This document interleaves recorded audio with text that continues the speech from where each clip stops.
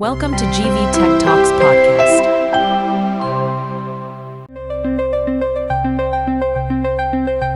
ఆచార్య ప్రఫుల్ల చంద్రరే ఈ పేరు వినగానే మనలో చాలామందికి ఫాదర్ ఆఫ్ ఇండియన్ కెమిస్ట్రీ అనే విషయం గుర్తొస్తుంది. కానీ బ్రిటిష్ ప్రభుత్వం తమ రహస్య ఫైళ్లలో ఆయన్ని శాస్త్రవేత్త ముసుగులో ఉన్న విప్లవకాలుడు అని ఎందుకు రాసుకుంది? ఈరోజు మన విశ్లేషణలో కేవలం శాస్త్రవేత్తగానే కాకుండా ఆ ముసుగు వెనుక ఉన్న అసలైన పారిశ్రామికవేత్తను, సంఘ సంస్కర్తను, ఇంకా ఆ స్వాతంత్ర్య సమర యోధుడిని కలుద్దాం. కరెక్ట్. మన దగ్గరున్న ఆధారాలు ఆయన జీవితాల్లోని రకరకాల దశలను చూపిస్తాయి. అయితే మన లక్ష్యం కేవలం ఆ సంఘటనలను ఒకదాని తర్వాత ఒకటి చెప్పుకోవడం కాదు.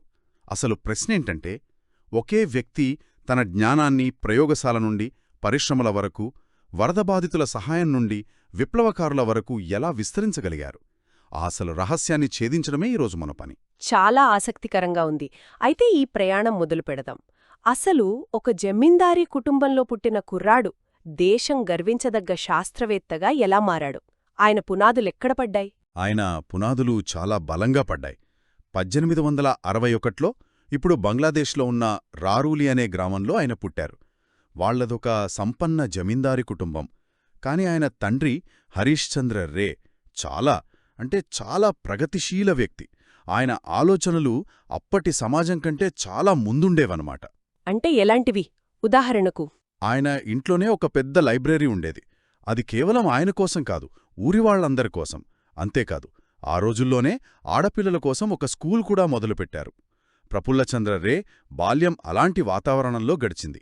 అందుకే ఆయనకు చిన్నప్పటినుండి సైన్స్తో పాటు చరిత్ర, సాహిత్యం, భూగోళశాస్త్రం ఇలా ఎన్నో విషయాలపై పట్టు ఏర్పడింది.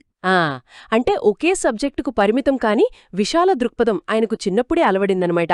మరి కలకత్తాకు రావడం ఆయన జీవితంలో పెద్ద మలుపు అంటారు కదా? ఖచ్చితంగా. పిల్లలకు మంచి చదువు చెప్పించాలని ఆయన తండ్రి కలకత్తాకు మారారు. అక్కడ రే మొదట మెట్రోపాలిటన్ కాలేజీలో చేరారు. కాని ఆయన జీవితాన్ని మార్చేసిన సంఘటన అది ప్రెసిడెన్సీ కాలేజీలో జరిగింది. అక్కడ ప్రొఫెసర్ అలెగ్జాండర్ పెడ్లర్ ఆయన పాఠాలు చెప్పే విధానం రేని కట్టిపడేసింది. ఎలా? అంటే కేవలం లెక్చర్లు మాత్రమేనా, లేక? కాదు. పెడ్లర్ ప్రతి లెక్చర్లోనూ అద్భుతమైన ప్రయోగాలు చేసి చూపించేవారు. రసాయనాలు ఒకదానితో ఒకటి కలిసినప్పుడు రంగులు మారడం, వాయువులు విడుదలవ్వడం, ఇవన్నీ చూసి రే మంత్రముగ్ధుడయ్యారు. సైన్స్ అంటే కేవలం పుస్తకాల్లో చదివేది కాదు, అది మన కళ్ల ముందు జరిగే ఒక మ్యాజిక్ అని ఆయనకు అర్థమైంది. ఆ స్ఫూర్తితో తనింట్లోనే ఒక చిన్న ల్యాబ్ కూడా ఏర్పాటు చేసుకున్నారు. ఆ తర్వాత ఆయన ఇంగ్లండ్ వెళ్లారు కదా, గిల్క్రిస్ట్ స్కాలర్షిప్తో. అది ఎంత కష్టమైన పరీక్షో కొంచెం వివరిస్తారా? ఆ రోజుల్లో అతి సాధారణ స్కాలర్షిప్ కాదు. బ్రిటిష్ సామ్రాజ్యంలోనే అత్యంత ప్రతిష్టాత్మకమైన, కఠినమైన పరీక్షల్లో ఒకటి. సైన్స్తో పాటు లాటిన్, గ్రీక్, జర్మన్ వంటి భాషల్లో కూడా ప్రావీణ్యముండాలి. అలాంటి పరీక్షలో ఉత్తీర్ణుడై ఆయన ఎడిన్బరో విశ్వవిద్యాలయానికి వెళ్లారు. అక్కడ ప్రొఫెసర్ అలెగ్జాండర్ క్రంబ్రోన్ వంటి మేధావుల దగ్గర విద్యనభ్యసించి 1887లో డిఎస్సి డిగ్రీ సంపాదించారు. ఈ అనుభవమే ఆయనకు పరిశోధనపై ఒక పటిష్టమైన పునాది వేసింది. సరే, ఇంగ్లాండ్లో అంత గొప్ప చదువు చదివి డాక్టరేట్ సాధించి 1888లో ఇండియాకు తిరిగొచ్చారు. వెంటనే ఉద్యోగం వచ్చుంటుందనుకుంటా. అక్కడే అసలు విషయముంది. దాదాపు 1 సంవత్సరం పాటు ఆయనకు ఉద్యోగం దొరకలేదు. ఆ సమయంలో తన స్నేహితుడు, మరో గొప్ప శాస్త్రవేత్త అయిన జగదీష్ చంద్రబోస్ ల్యాబ్లో పరిశోధనలు చేస్తూ గడిపారు. చివరకు 1889లో ప్రెసిడెన్సీ కాలేజ్లోనే నెలకు ₹250 జీతంతో అసిస్టెంట్ ప్రొఫెసర్గా చేరారు. ఇక్కడ నుండే ఇండియాలో కెమిస్ట్రీకి ఒక కొత్త శకం మొదలైంది. ఆయన పరిశోధనల గురించి చెప్పాలంటే మర్క్యూరస్ నైట్రేట్ ఆవిష్కరణ చాలా ముఖ్యమైనది. కానీ ఆ పేరు వినడానికి చాలా టెక్నికల్గా ఉంది. అసలు దాని ప్రాముఖ్యత ఏమిటి? అదెందుకంత పెద్ద విషయం? మంచి ప్రశ్న అడిగారు. ఆయన కనుగొన్నది మెర్క్యూరస్ నైట్రేట్ అనే ఒక స్థిరమైన రసాయన సమ్మేళనం. ఇక్కడ స్థిరమైన అంటే స్టేబుల్ అనే పదం చాలా ముఖ్యం. ఓకే. ఎందుకంటే అప్పటివరకు పాదరసంతో అటువంటి స్థిరమైన సమ్మేళనాన్ని తయారు చేయడం దాదాపు అసాధ్యం అని ప్రపంచవ్యాప్తంగా ఉన్న శాస్త్రవేత్తలు నమ్మేవారు. కాని రే దాన్ని చేసి చూపించారు. అది పసుపు రంగులో ఉండే ఒక స్ఫటికాకార ఘనపదార్థం. అంటే అప్పటివరకు అసాధ్యమనుకున్న దాన్ని ఆయన సుసాధ్యం చేశారన్నమాట. అవును. ఇది కేవలం ఒక కొత్త రసాయనాన్ని కనుగొనడం కాదు, అది ఆయన పరిశోధనా పటిమకు, ప్రయోగ నైపుణ్యానికి ఒక నిలువుటద్దం. ఈ ఆవిష్కరణ గురించి నేచర్ లాంటి ప్రపంచ ప్రఖ్యాత సైన్స్ జర్నల్స్లో ప్రచురించారు. ఆ తర్వాత నైట్రేట్స్పై ఆయన చేసిన విస్తృతమైన పరిశోధనల వల్ల ఆయననందరూ మాస్టర్ ఆఫ్ నైట్రేట్స్ అని పిలవడం మొదలుపెట్టారు. కేవలం పరిశోధకుడిగానే కాదు, ఆయన గొప్ప గురువు కూడా. ఆయన క్లాసులంటే విద్యార్థులకు పండగలా ఉండేటట. మేఘనాథ్ సాహా, సత్యేంద్రనాథ్ బోస్ లాంటి దిగ్గజాలు ఆయన శిష్యులే. ఆయన ఎలా స్ఫూర్తినిచ్చేవాడు? ఆయన చెప్పే పాఠాలు పుస్తకాల్లో ఉన్నట్లుండేవి కావు. ప్రతి విషయాన్ని ప్రయోగాలతో, సరదా కథలతో కలిపి చెప్పేవారు. నేను నీటిలో ఉన్న చేపలా నా అంశంలోనే ఉన్నాను అని ఆయనే అనేవారు. అంత ఇష్టంగా పాఠాలు చెప్పేవారు. ఆయన తన విద్యార్థులను కేవలం సైన్స్ చదవమని చెప్పలేదు. వాళ్లలో జాతీయ భావాన్ని, దేశం కోసం ఏదైనా చేయాలనే తపనను కూడా రగిలించారు. అందుకే ఆయన కేవలం ఒక ప్రొఫెసర్ కాదు, ఆయన ఒక స్కూల్ ఆఫ్ కెమిస్ట్రీని నిర్మించారు. అంటే ఒకవైపు మేఘనాథ్ సాహా, సత్యేంద్రనాథ్ బోస్ వంటి శాస్త్రవేత్తలను తయారు చేస్తున్నారు. కాని ఆయనలో ఒక అసంతృప్తి ఉండేదేమో. ఈ మేధావులు తమ జ్ఞానాన్ని ఉపయోగించడానికి దేశంలో పరిశ్రమలే లేవనే బాధ ఆయన్ను తొలిచివేసిందా? ఖచ్చితంగా. ఇంగ్లాండ్లో పారిశ్రామిక విప్లవాన్ని కళ్లారా చూసిన ఆయనకు భారతదేశంలో ఆ లోటు స్పష్టంగా కనిపించింది. ఆయన నమ్మకం ప్రకారం ప్రయోగశాలలో చేసే పరిశోధనలు పేపర్లకు, పుస్తకాలకు పరిమితం కాకూడదు. అవి సామాన్యుడి జీవితాన్ని మార్చాలి, దేశ పేదరికాన్ని నిర్మూలించాలి. ఆ ఆలోచనే ఆయనను ఒక పారిశ్రామికవేత్తగా మార్చిందా? అవును. ఆయన ఒక ఆదర్శాన్ని బలంగా నమ్మేవారు. పరిశ్రమ విజ్ఞానం కంటే ముందే వస్తుంది. అంటే అవసరమే ఆవిష్కరణకు దారితీస్తుందని. ఆ అవసరాన్ని ఆయన ప్రత్యక్షంగా చూశారు. ఏంటా అవసరం? ఆ రోజుల్లో మలేరియా, కలరా వంటి జబ్బులకు వాడే మందులను కూడా మనం ఇంగ్లాండ్ నుండి అధిక ధరలకు దిగుమతి చేసుకునేవాళ్లం. మన దేశంలో దొరికే మూలికలతోనే మందులు తయారుచేసే పరిజ్ఞానం మనకు ఉన్నా ఆధునిక ఫార్మా పరిశ్రమ లేదు. ఈ పరాధీనతను ఆయన సహించలేకపోయారు. ఇక్కడే Bengal chemical and pharmaceutical works కథ మొదలవుతుంది. కాని ఆశ్చర్యమేమిటంటే, ఒక ప్రెసిడెన్సీ కాలేజ్ ప్రొఫెసర్ కేవలం 700-800 రూపాయలు పెట్టుబడితో, అవును, 700-800 రూపాయలతో ఒక కంపెనీని మొదలుపెట్టడం. ఆ రోజుల్లో ఉన్నత విద్యావంతులు వ్యాపారాన్ని చిన్నచూపు చూసేవారు కదా. నిజమే, అది చాలా అసాధారణమైన విషయం. కాని రే దృష్టిలో దేశ సమస్యలను తీర్చలేని చదువు, సైన్స్ రెండూ నిరుపయోగం. ఆ ఆలోచనే 1892లో తన ఇంట్లోనే భారతదేశపు మొట్టమొదటి ఫార్మస్యూటికల్ కంపెనీకి పునాది వేయించింది. ప్రారంభమంతా సులభంగా ఉండదు కదా. అస్సలు లేదు. మొదట ఆయన నిమ్మరసం నుండి సిట్రిక్ యాసిడ్ తయారు చేద్దామని ప్రయత్నించారు. కాని అది ఆర్థికంగా లాభదాయకం కాలేదు. వెంటనే ఆయన నిరాశపడలేదు, వ్యూహం మార్చారు. స్వయంగా కలకప్పాలోని మందుల షాపులన్నీ తిరిగి ఏ మందులకు ఎక్కువ డిమాండుందో సర్వే చేశారు. ఫార్మస్యూటికల్ జర్నల్స్ను క్షుణ్ణంగా చదివి ఆ మందులను స్థానికంగా తక్కువ ఖర్చుతో ఎలా తయారు చేయాలో తెలుసుకున్నారు. ఇది అచ్చం ఒక స్టార్టప్ ఫౌండర్ చేసే మార్కెట్ రీసెర్చ్ లాగే ఉంది. అంటే ఆయనలో ఒక శాస్త్రవేత్తతో పాటు ఒక వ్యాపారవేత్త కూడా దాగి ఉన్నాడు. ఖచ్చితంగా. నెమ్మదిగా ఆయన ఉత్పత్తుల నాణ్యతను చూసి డాక్టర్ నీల్ రతన్ సర్కార్ వంటి ప్రముఖ వైద్యులు వాటిని వాడటం మొదలుపెట్టారు. దాంతో ప్రజల్లో నమ్మకం పెరిగింది. ఒక చిన్న గదిలో మొదలైన ఆ సంస్థ క్రమంగా మాణిక్తలాలో, పానీహాటిలలో పెద్ద ఫ్యాక్టరీలను స్థాపించే స్థాయికి ఎదిగింది. ఒక్క నిమిషం. ఆ కంపెనీ కేవలం మందులే కాకుండా గృహోపకరణాలు, సల్ఫ్యూరిక్ యాసిడ్, చివరికి పాము కాటుకు విరుగుడు కూడా తయారు చేసిందట. ఒక కెమిస్ట్రీ ప్రొఫెసర్ ఫార్మా నుండి యాంటీవెనం వరకు వెళ్లడం నమ్మశక్యంగా లేదు. ఆయన ఆలోచన పరిధి ఎంత విశాలమైనదో కదా.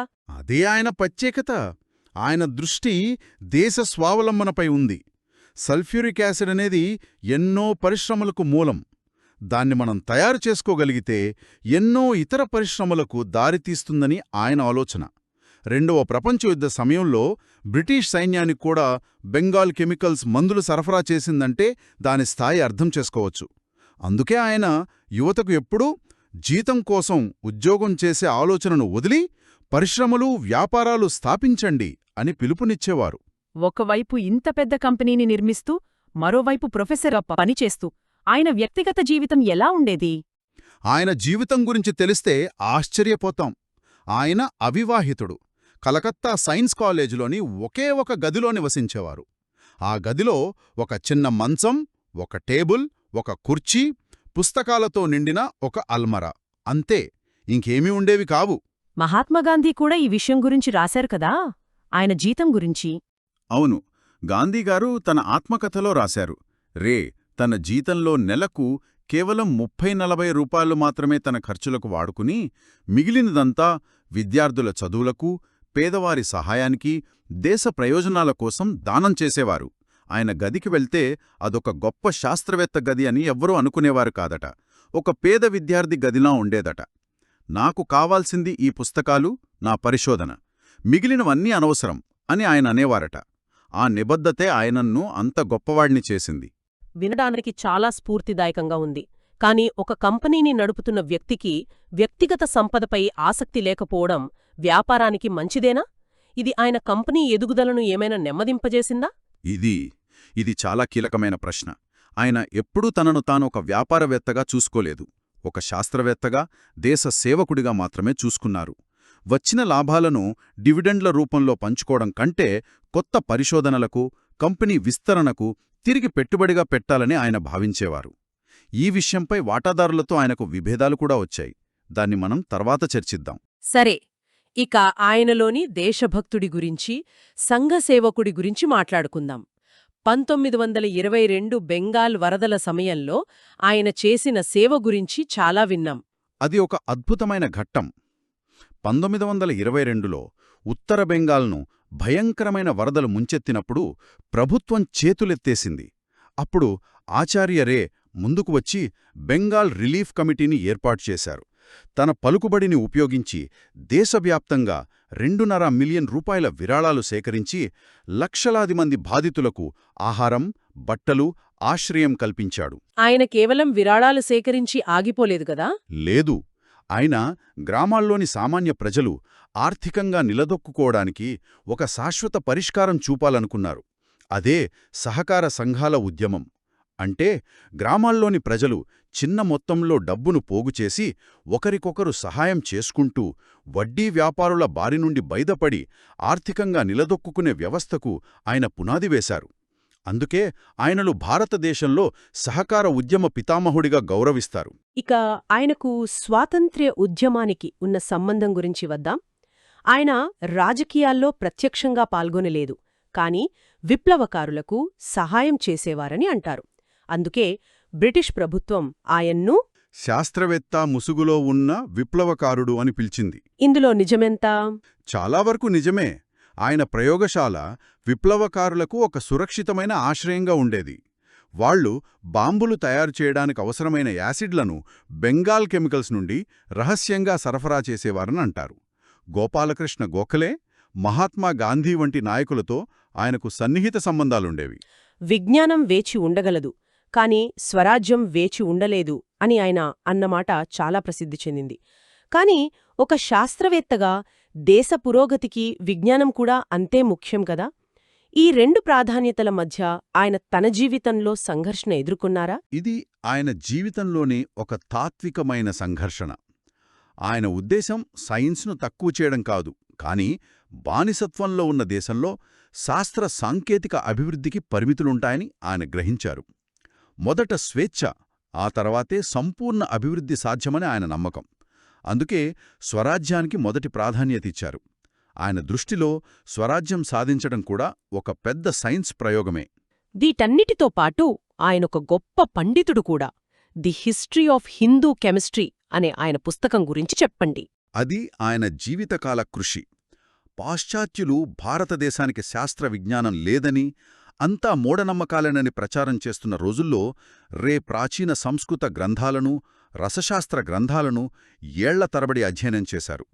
నాగార్జునుడు వంటి ప్రాచీన భారతీయ రసవాదులు లోహ సంగ్రహణ, ఆల్కలీలు, ఆమ్లాల తయారీలో ఎంత నైపుణ్యం సాధించారో ఆధారాలతో సహా 2 సంపుటాల గ్రంథంగా రాశారు. ఆ పుస్తకం ద్వారా ప్రాచీన భారతదేశంలో రసాయనశాస్త్రం ఎంత ఉన్నత స్థాయిలో ఉండేదో ప్రపంచానికి మొదటిసారి తెలిసింది. దేశభక్తుడు, చరిత్రకారుడు, ఒకే జీవితంలో ఇన్ని పాత్రలు. ఆయన వారసత్వం నిజంగా బహుముఖమైనది. ఇప్పుడు మనం ముందు వదిలేసిన ప్రశ్నకు వద్దాం. బెంగాల్ కెమికల్స్ విషయంలో వాటాదారులతో ఆయనకు ఎందుకు విభేదాలు వచ్చాయి? ఇది ఆయన జీవితంలోని ఒక విషాదకరమైన కానీ ముఖ్యమైన ఘట్టం. కంపెనీ బాగా లాభాల్లోకొచ్చాక వాటాదారులు ఆ లాభాలను డివిడెండ్ల రూపంలో పంచుకోవాలని ఒత్తిడి తెచ్చారు. కానీ రే ఆలోచన వేరు. ఆయన ఆ లాభాలను పరిశోధన మరియు అభివృద్ధి అంటే R&Dపై, కొత్త ఉత్పత్తుల తయారీపై, కంపెనీ విస్తరణపై తిరిగి పెట్టుబడిగా పెట్టాలని వాదించారు. ఆయనకు డబ్బుపై ఆసక్తి లేదు, దేశ పారిశ్రామిక అభివృద్ధిపైనే ఆసక్తి. అంటే ఒక దార్శనికుడి ఆశయాలకు వాటాదారుల వాణిజ్య ప్రయోజనాలకు మధ్య సంఘర్షణ మొదలైంది. సరిగ్గా అదే జరిగింది. వాటాదారులు ఆయన మాట వినలేదు, వాళ్లకు తక్షణ లాభాలే ముఖ్యమయ్యాయి. దీంతో తీవ్రంగా మనస్తాపం చెందిన ఆచార్య రే తాను ప్రాణం కంటే ఎక్కువగా ప్రేమించిన, స్వయంగా స్థాపించిన బెంగాల్ కెమికల్స్ డైరెక్టర్ల బోర్డుకు రాజీనామా చేశారు. ఇది నిజంగా బాధాకరం. ఈ సంఘటన మన శ్రోతలకు ఒక లోతైన ప్రశ్నను మిగులుస్తుంది. ఒక దార్శనికుడి ఆదర్శాలకు, ఒక ఆధునిక కార్పొరేషన్ యొక్క వాణిజ్య అవసరాలకు మధ్య సమతుల్యతను ఎలా సాధించగలం? చివరికి 1980లలో బెంగాల్ కెమికల్స్ నష్టాల్లో కూరుకుపోయి ప్రభుత్వం దాన్ని జాతీయం చేయాల్సి వచ్చింది. ఇది ఆచార్య రే అసలు ఆశయం యొక్క విజయమా లేక వైఫల్యమా? ఈ ప్రశ్నతో ఈరోజు మన విశ్లేషణను ముగిద్దాం.